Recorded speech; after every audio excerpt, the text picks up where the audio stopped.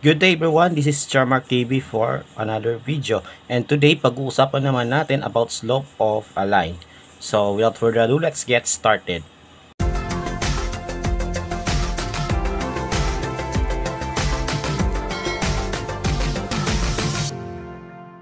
Okay, so i-define muna natin kung anong ibig sabihin ng slope.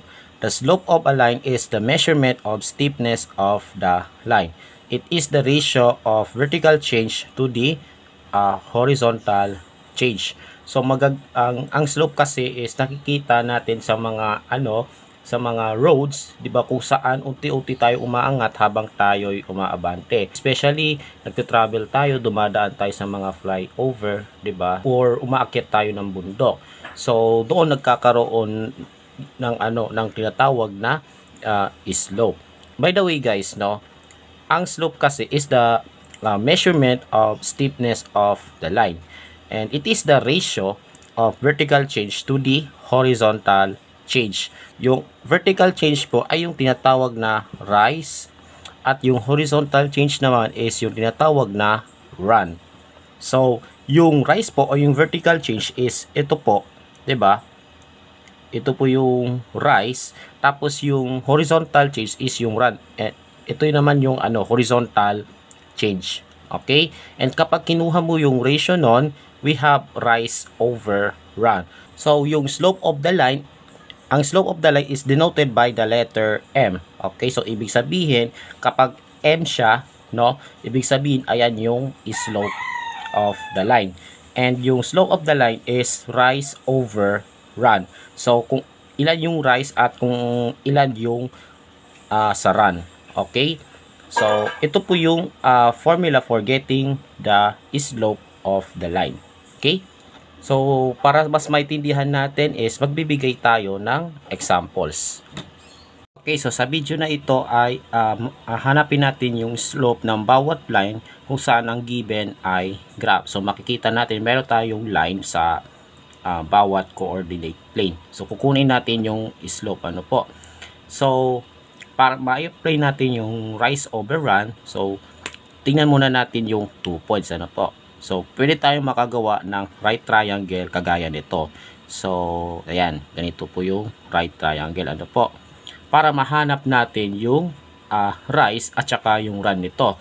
And keep in mind po, kapag magbibilang tayo ng ilang units, yung magiging sign is nakadepende kung anong direction, 'di ba? Pag pataas yung rise, positive. Pag bababa yung rise, negative. Okay? Pagdating naman sa run, pag pakanan yung run, positive, at kung pakaliwa naman yung run, negative. Okay, so ganyan po ang paghahanap ng slope of the line. So from mula dito, ititrace mo lang to kung ilang units yung sa rise at ilang units naman sa run. Okay, so for this one, ilang units ang rise? We have 1, 2, 3. So ang rise po natin ay 3. Tapos ang run naman po natin ay 2. So from here we have 1, 2. Okay? So therefore, by using the formula na M is equal to rise over run, ang rise po natin ay 3 at ang run ay 2. So ang slope po ng line ay 3 over 2. So this is the answer for number 1. Okay? Ito yung number 1 and ito naman yung number 2. So ito pong line mismo. Okay? So kukunin natin yung slope ng line na ito. Okay? So you see meron tayong 2 points here, 'di ba? So magdo-draw tayo ng right triangle for this one. Okay? Ayan. Now mula rito bababa tayo tapos kakanan po. So para sa rise, 'di ba, magsisimula tayo rito, bababa tayo ng 3 units. Dahil pababa yung rise, 'di ba? Bale, imbes na positive 3, bali ang rise po natin ay negative 3. Okay, negative 3 kasi pababa tayo And then para sa run naman, mula dito hanggang dito, 'di ba? Bibilangin natin kung ilang units. So 1, 2, 3, 4, 5, 6. So 6 naman po yung sa run, and dahil pakanan siya, positive. So positive 6. Okay, so ang rise po natin ay negative 3 at ang run po natin ay 6. Kaya naman, ang slope ng line ay M is equal to negative 3. Ayan ang rise natin. Tapos yung 6 ay yung run. And as you can see, di ba, yung 3 over 6 po, pwede siyang i-reduce sa 1/2. Okay? So, ang slope po ng line ay negative 1 over 2. So, ito po yung sagot. Negative 1/2. Okay? Next, number 3, we have this line. Ano po? And then, we have 2 highlighted points. So, gagawa tayo ng right triangle para rito. Ano po? Parang ganyan. Ano po? And then, i-define natin yung rise at saka yung run. Okay? So, para sa rise, mula rito, no, aakyat ng ilang units. So, ilang units mula dito hanggang dito. So, we have 1, 2, 3, 4, 5. That's 5 units. And since pataas siya, no, pataas siya, bali ang sign nun ay positive. So, ang rise po ay positive 5. Okay? And then, para sa run, mula rito hanggang dito, so, there is 1 unit. Okay? 1 unit to the right, no? And since pakanan siya, bali positive. Okay? So, positive 1. Kaya naman, tanda po natin, yung slope po ay rise over run. So, ang rise po natin ay 5 over yung run po natin ay 1. So, we have the fraction 5 over 1. Kaya lang, 1 yung denominator. So, alisin na lang natin instead. Ano po? And magiging ano na lang siya? 5 na lang siya. Okay? Kasi 5 divided by 1 is indeed 5. Okay? So, ang sagot po dito sa number 3, ang slope nun ay 5. Okay? Next, number 4, we have this line, no? So, we have 2 highlighted points. So, mag-draw tayo ng right angle. Ayan. So, we have a right angle here. Ayan. Okay. Now, kunin natin yung rise at saka run. Okay. So, mula rito, bababa tayo ng 4 units. So, 1, 2, 3, 4. And since pababa siya, bali ang rise ay negative 4. Okay? Negative kasi pababa eh. Tapos, sa run naman, mula rito hanggang sa 3, 'di ba? So, ilang units yon? 1, 2, 3. Okay? Since pakanan siya, to the right, bali positive 3. Yan naman ang run natin. Kaya naman, ang slope po ay rise over run. Ang rise po natin ay negative 4, habang ang run ay 3. So, we have negative 4 over 3, or yung negative sign ilagay sa gitna. So, negative 4 over 3. So, ganyan po ang pagsulat. Ano po? So, this is the answer. So, ang slope po ay negative 4 over 3. Now, for the last two naman, we have 1 horizontal line and 1 vertical line. That's why, kung mapapansin natin, di natin magagawa yung right triangle for these 2 points. Okay? So, ano kaya magiging slope nito? So, as you can see, we have 2 points here, no?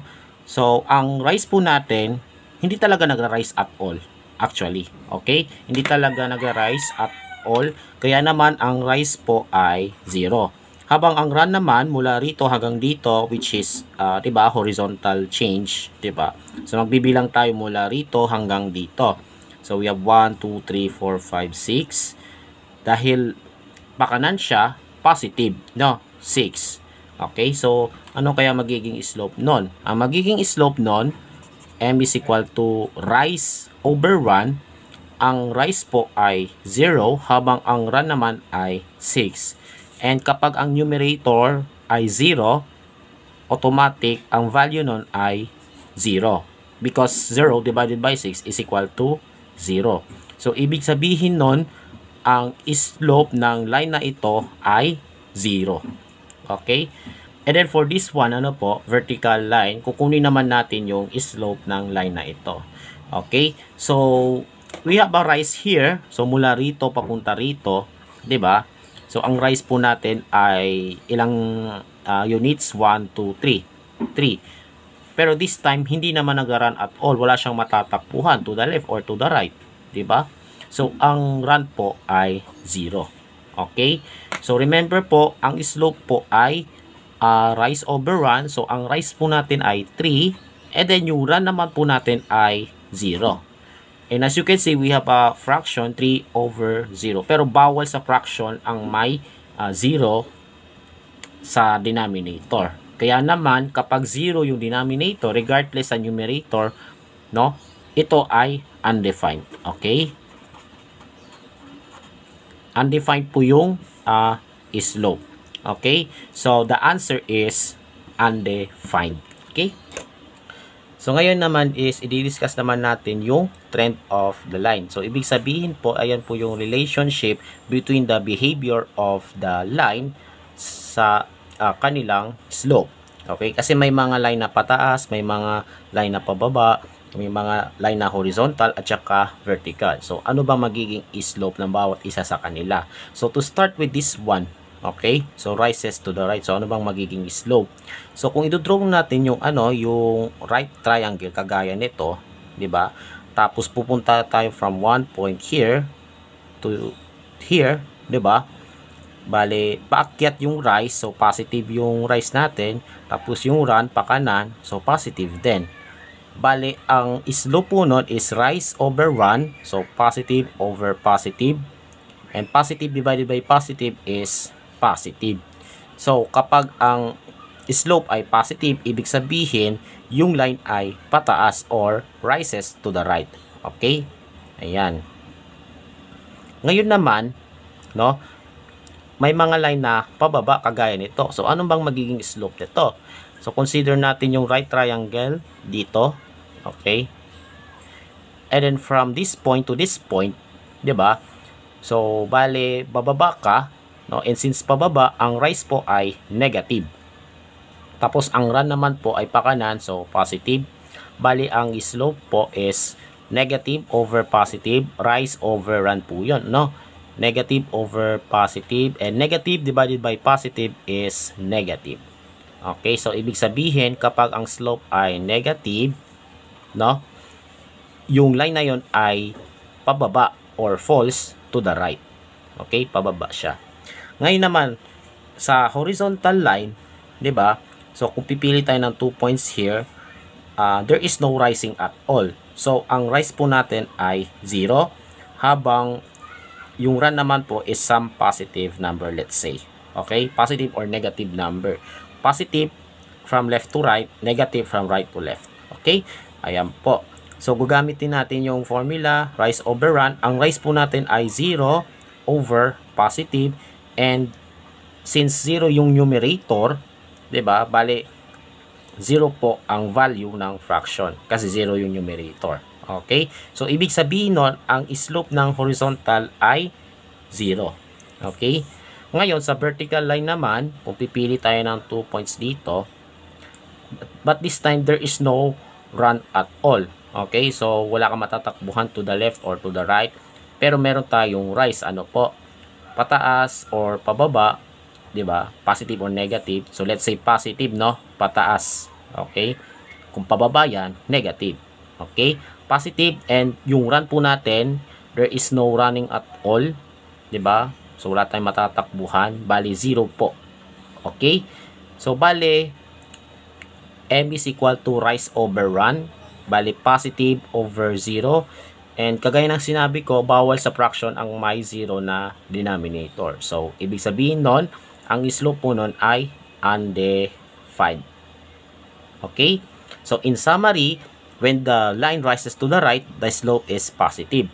When the line falls to the right, the slope is negative. When the line is horizontal, the slope is 0. And lastly, when the line is vertical, the slope is undefined. Okay, so ayan po yung trend of the line. Okay, so that's all for today about slope of the line. Okay, and then para sa susunod na topic is kukunin natin yung slope of the line given its 2 points. Okay, so do not forget to subscribe to my YouTube channel for more videos, and follow me also on my TikTok account. Stay safe, God bless, and as always, have a great day to all.